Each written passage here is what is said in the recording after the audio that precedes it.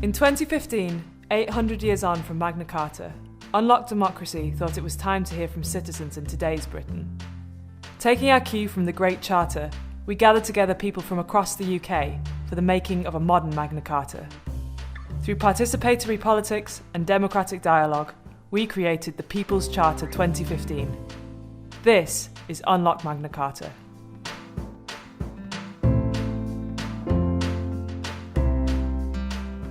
In Cambridge, our day conference explored the future of democracy in a digital age, the themes, challenges and possibilities for democratic participation. We discussed the potential of the internet as a public space, how to protect public ownership, and greater transparency in lobbying. A lot of traditional big power structures are showing cracks. They're in an increasingly precarious position.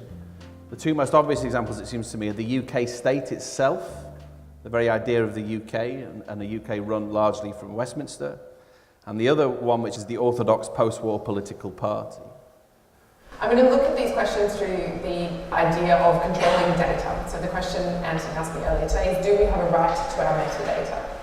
So this was, in many ways, a very admirably inclusive, participatory, transparent process, but one in which didn't result in an actual constitutional change. It's fundamental, I believe, to a civilized society. You cannot really have a civilized society without a strong, vibrant public realm. You posed a really simple question on the website. I made a beeline for this Magna Carta discussion today because I think it's a very, very significant anniversary. When you unlock democracy, I hope it means transparency. It was a very interesting morning. We talked about constitutional conventions, we talked about digital rights, two things that I guess in the Magna Carta they never really thought about very much because it was 1215. That if we don't take account of the things the internet makes possible, then we will miss out on an enormous amount, not just the good and the bad, but the potential of the network and also the things about the network that need to be regulated.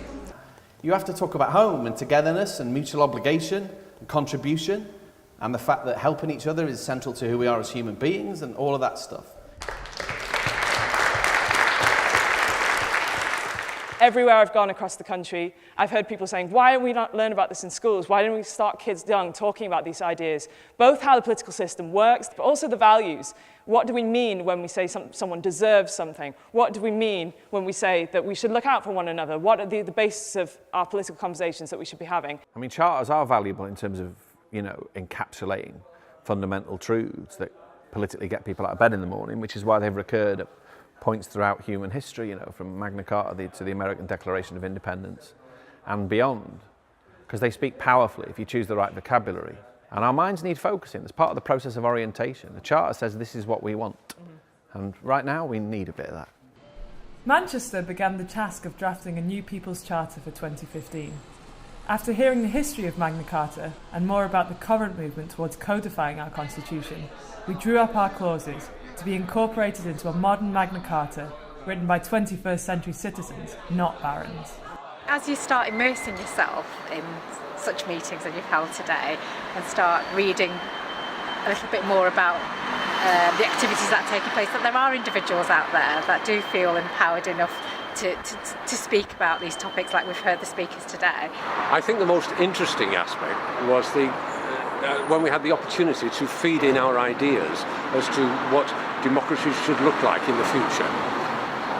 The thoughts from the floor were really very thought-provoking, and it's good to hear that they'll be passed on and maybe framed up into some sort of structure. I'm really an enthusiast about Magna Carta, especially the history and the way that in fact it took some time for it to be enshrined. Working with Theatre in Prisons and Probation, the men and women of Thorncross and Style prisons gave their perspective on political power, writing music and lyrics for their song, Voices Unlocked.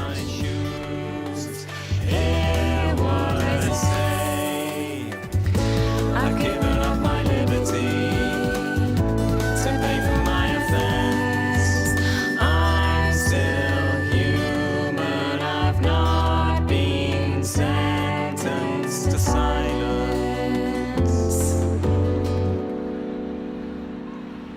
history was palpable in Lincoln, with an original copy of the Great Charter mere metres away. We were here to spark a conversation with local citizens about how Magna Carta could become part of our everyday conversations on devolving power to communities and much-needed constitutional reform. We're saying there's a lot of political and constitutional change. There's a lot of people hungry for discussion, for debate. I'll say more about that this afternoon when I do my workshop, so we'll have a sort of interactive style discussion.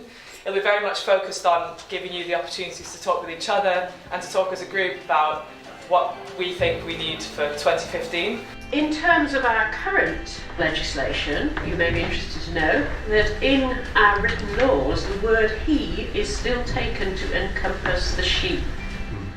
So although women do have legal separation nowadays, we still are not recognised separately in our laws, and we still have difficulty in being represented effectively and adequately in terms of our politics. By the end of today, I hope people will have a broader view about what the future of our democracy might be, perhaps think about some of the gender issues that I have been raising that might not have come into their thinking before. I think it was a really inspiring day to actually sit down and think hard about democracy. It's something we take for granted and we don't really think about it, and it was really nice to dissect it and come up with some interesting asides to it all. So I found that was really, really useful. Two Durham arts groups brought the new charter to life through visual arts, portraying the physical spaces which they would like to preserve for the future. Yeah, we've done mosaics in here, haven't we? We've done art. A lot of people still think it's an all people centre. It isn't an all people centre. It's just a meeting place, isn't it? I mean, that's why we've got the computers in there, so that anybody could come along and learn how to do a basic on a computer, you know. The felt pieces represent local community centres, natural landscapes and public forests, linking in with the Charter of the Forest, the sister of Magna Carta. Epitomised the community spirit, didn't it? Yeah, but when he went in, there was some. It was so welcoming, you know. He seemed to welcome people in of all ages. You've got to support these community centres because once they've gone forever. Yeah. You can't resurrect them once they've gone. I want to have a look at it. We need to see. Now. Right. It's lovely. Yes, it is really nice. Yeah. Sandra. Our Magna Carta tour came full circle, heading to the heart of the UK government, the Houses of Parliament, to mark 800 years exactly since King John added his seal to the Charter.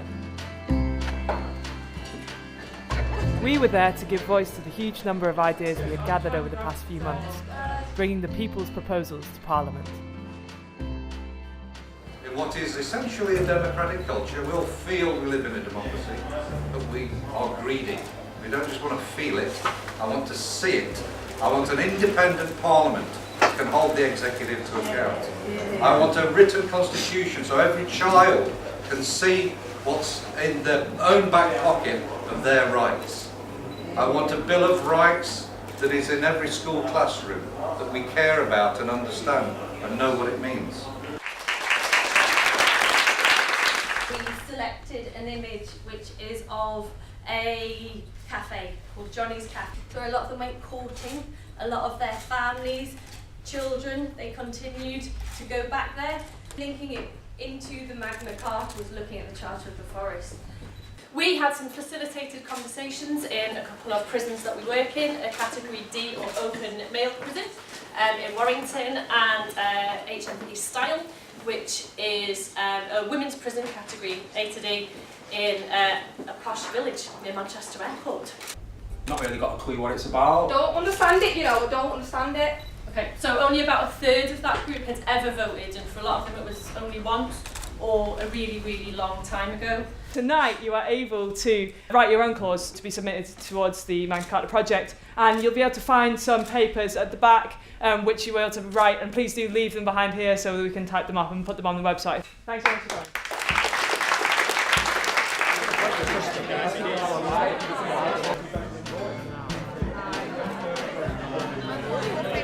It was a really fantastic evening hearing about what different groups across the country have wanted in a new modern Magna Carta.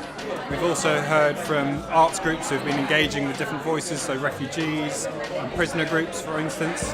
So it's been a really enlightening evening, hearing a real range of people's views. Our Unlock Magna Carta trip around the country took in 12 locations and more than 12 events. Unlock Magna Carta drew together diverse voices, sparking a national conversation about past and present politics and our common future, one created collectively and democratically by 21st century citizens.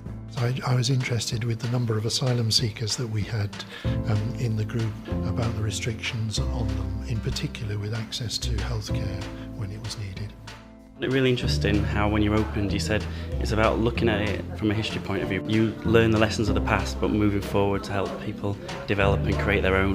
The electoral reform stuff, I think that's been one of the things that it's kind of like driven me for quite a number of years. Focusing on a more participatory democracy, and if we do have some sort of constitutional convention, it maybe isn't that, but it's maybe just giving more people more time to explore policies and issues that they care about and that they can have an impact in changing. The way that people from different political parties and persuasions can get to agree with each other, because democracy is the uniting factor.